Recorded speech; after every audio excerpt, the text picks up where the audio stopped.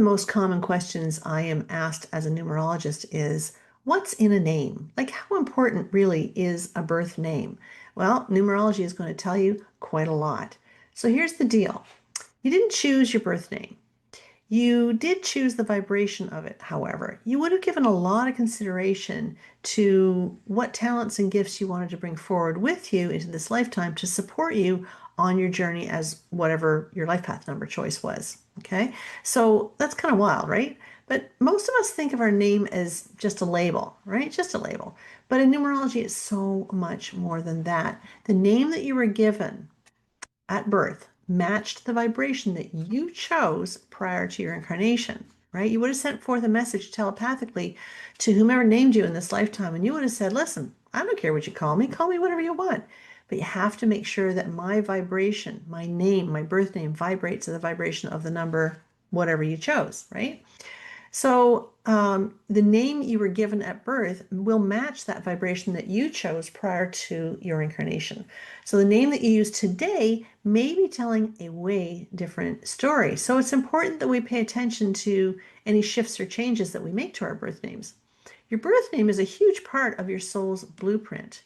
It's called your expression number for a reason, right? The birth name is made up of letters that we assign numeric value to from the Pythagorean alphabet. Now, when all of the letters are added up, it creates an integral part of your birth code. It's one of the core numbers. It's the second core number when we're looking at your chart. And each letter holds a vibration that's going to reveal your deeper purpose, your natural gifts, and some of the lessons that you've chosen to learn this time around. So I want you to think of your birth name as kind of like the factory settings that you came with. And those vibrations are the ones that are going to stay with you for the rest of your life. No matter how many times you deviate from your birth name, those vibrations will stay with you.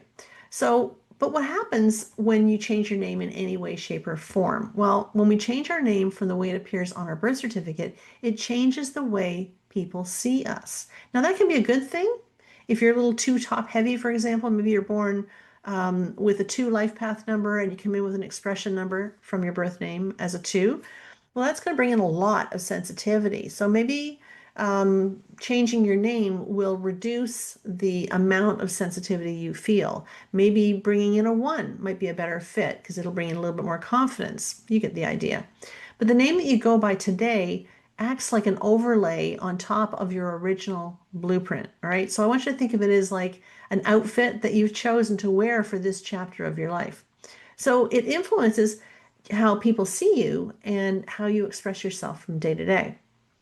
So a supportive name can highlight your natural strengths, almost like a spotlight, right? Look here, I'm good at this, I'm good at that, right? You can actually see it clearly.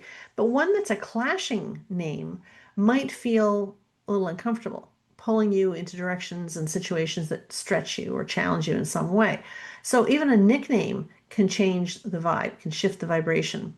So, for example, the name Elizabeth is often reduced to the name Liz, and both names are very valid, right? But each is going to be experienced very differently. So, for example, my own shift from Drummond to Kleinpaste. All right, let's talk about that for a second. Many moons ago, I got married and I changed my name from my birth name of Anne Drummond to my married name, Anne Kleinpaste.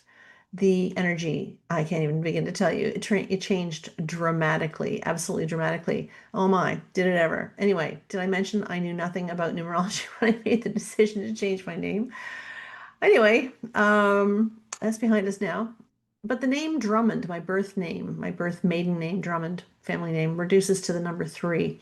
And the energy of that's the energy of communication and creativity and independence. And it really encouraged me and supported me to be able to speak up, to be seen, and carve out my own little unique life path, which was really in alignment for what I'm doing today. Okay. So this was in great alignment for the work I've chosen to do now, but Kleinpaste reduced to the number 4. So this becomes the energy of structure and stability and responsibility. And it pulled me into partnerships, family roles, and the work of building foundations for other people. So in the process, I felt myself kind of disappearing into the woodwork, into the weight of the number 4. That vibration didn't leave much room for me to explore who I truly am at my core, which is a spiritual teacher. I felt really, really trapped. As much as I wanted to pursue spirituality, I was squashed on every turn. So no wonder I felt really boxed in. But the free flowing three of my birth name and the disciplined four of my married name are complete polar opposites. It's always a tug of war. Okay, so I was never feeling really good in my skin, and obviously I wasn't feeling good in the relationship because of it. So maybe you guys have felt the same kind of tug of war yourself. Maybe you're currently feeling it now between wanting the freedom to express who you are and the feeling of the pressure to hold it all together for everybody else, right? Where do you fit in? And are you losing yourself? Ugh, it's an awful feeling.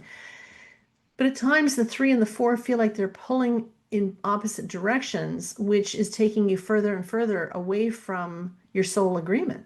So no wonder it feels uncomfortable. So the one encouraged me to express myself freely, while the other ones whispered, slow down and be practical, and create stability. So that was definitely a contradiction. So looking back, though, I can also see that this tension wasn't by mistake. It was actually what my soul needed to learn. So to balance freedom and responsibility, and expression and structure. So this is why looking at both names is so very, very important. It helps you understand not only where your soul is rooted, but also the chapter that you're currently living in. The bottom line is your birth name reveals your deeper wiring, okay? It's who you are underneath it all. So if you're feeling a little bit lost, a little bit confused, not sure where you're going, go back to your core numbers, go back to your expression number, your full birth name as it appears on the birth certificate, because that's going to give you some clues as to what you need to go back to. So your current name is going to show you how you're expressing yourself right now. And if you don't feel comfortable in that, maybe it's time to consider changing your name. So together, they tell the story, of your potential, your growth, and how you're showing up in the world, how people see you. So is it important? Damn straight it is, right? If you're curious about your names and what they're saying about you, reach out. A numerology reading might be a good idea for you, especially if you're considering getting married, you want to change your name, or you want to go back to your maiden name, whatever. I can help you with that. Let's take a look at it. We're going to look at both your birth name. We're going to look at the one you propose to use today. This applies to business names too, by the way. Often that's where the biggest aha moments come from, is when you really explore what the birth name is saying or what the company name is saying. So if I can help, I'm here for you. So I hope that you will reach out. I'm Ann Perry. I'm a professional numerologist, and I know that you are creating your best day ever. Bye for now, guys. See you next time.